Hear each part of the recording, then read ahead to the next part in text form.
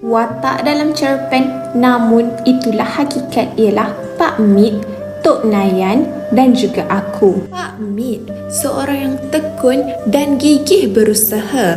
Sementara itu, Tok Nayan, seorang petani yang mengusahakan tanaman padi. Manakala aku, seorang anak petani yang tinggal di kampung tersebut. Cerita pendek ini mengisahkan aku yang tinggal sekampung dengan keluarga Pak Mit, Tok Nayan dan 8 keluarga yang lain. Pak Mit gila. Pak Mit gila. Pak Mit gila. Pak Mit gila.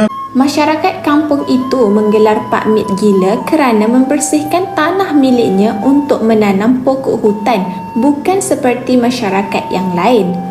Pak Mit juga menggunakan sebahagian tanah sawah di sebelah rumahnya untuk menanam pokok hutan. Kau tanam pokok hutan? Kalau tanam pokok cempedak, mempelam, nangka, boleh mendatangkan hasil. Pak Mit tidak kisah akan kata-kata mereka. Malah Pak Mit menganggap ianya hanyalah satu gurauan. Pak Mit merasakan masyarakat menyindir bukan beliau betul-betul gila. Tetapi perbuatan menanam pokok hutan itu merupakan perbuatan yang agak luar biasa. Walaupun sering dikeji dengan tomahan oleh masyarakat, namun Pak Mit sentiasa bersifat mesra terhadap mereka. Sementara itu, keluarga aku dan Tok Nayan masih lagi menanam padi dan bercucuk tanam sayur-sayuran seperti cili. Beberapa tahun kemudian, tanah kawasan Pak Mit kian menghijau dengan pokok hutan yang ditanam olehnya. Rata-rata masyarakat di sana melarang anak-anak mereka bermain di kawasan tersebut kerana dikhawatiri mempunyai haiwan buas. Jangan kamu main di hutan ini, ada harimau. Hei, degilnya. Nanti dibelit ular sawah, baru kamu tahu. Ada juga masyarakat yang berpendapat terdapat bunian di hutan buatan Pak Mit itu. Nanti kamu disembunyikan orang bunian, baru tahu. Aku mula mendengar teguran-teguran daripada ibu bapa mereka.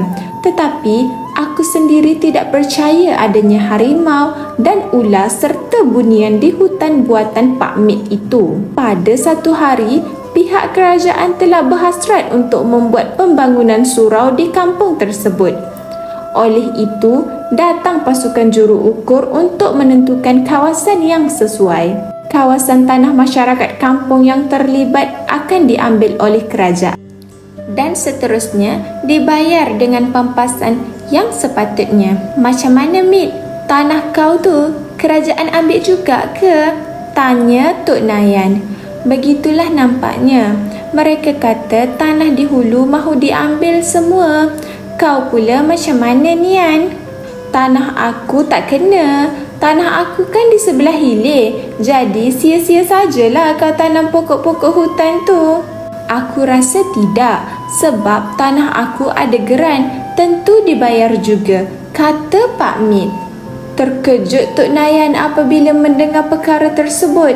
Dia terdiam dan tidak lagi menyambung perkara itu lagi. Selama ini, Tok Nian menyangka tanah yang diusahakan Pak Mit itu milik kerajaan, tetapi sebaliknya pula. Bukan itu sahaja, pokok-pokok yang ditanam oleh Pak Mit itu ada nilai pasarannya. Pak Mit bukan menanam pokok hutan yang tidak bernilai, tetapi dia menanam pokok hutan jati yang mempunyai harga yang tinggi. Tok Nayan beranggapan tanah sawah lebih mahal daripada tanah hutan. Malah tanggapannya itu benar-benar salah. Dengan wang pampasan yang diperoleh, Pak Mit telah membina sebuah rumah yang dilengkapi dengan pelbagai kemudahan. Antaranya ialah bekalan elektrik, bekalan air dan juga telefon rumah.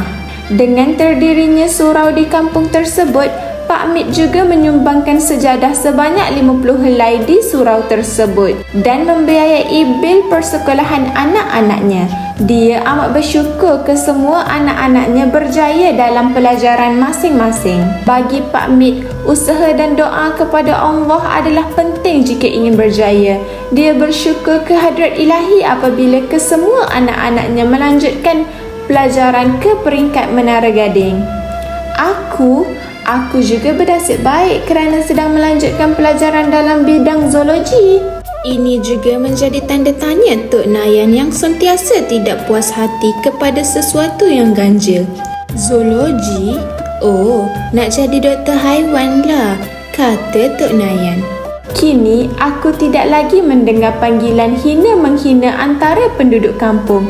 Aku melihat kampungku cukup aman dengan penduduk yang bersatu padu. Berat hatiku untuk meninggalkan kampungku apabila tamat pengajian nanti. Namun itulah hakikat. Pengajaran yang boleh diambil daripada cerita ini ialah kita mestilah gigih berusaha. Contohnya, Pak Mit meneruskan usaha menanam pokok hutan walaupun disindir oleh masyarakat. Kita janganlah berburuk sangka. Contohnya, Tok Nayan dan masyarakat mengatakan Pak Mit gila kerana menanam pokok hutan. Sebaliknya, pokok hutan itu mempunyai nilai pasaran yang tinggi.